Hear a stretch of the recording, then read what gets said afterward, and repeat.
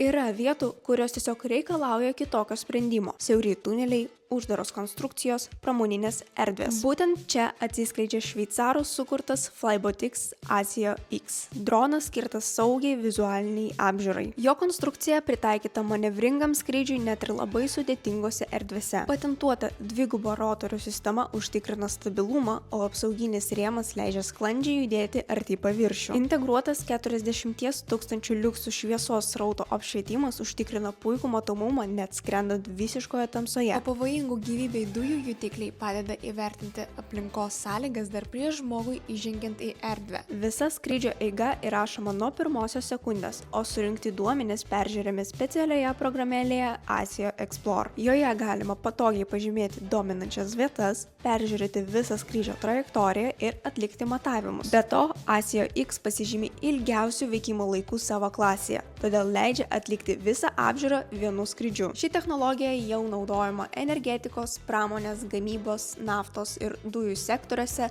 taip pat transporto infrastruktūros srityse, visur, kur reikia saugiai ir išsamei surinkti vaizdinę informaciją. O jei kyla klausimų, kaip tai gali būti naudinga jūsų veikloje, ar ieškote kitų sprendimų su dronais, kviečiame susisiekti su Promaxa.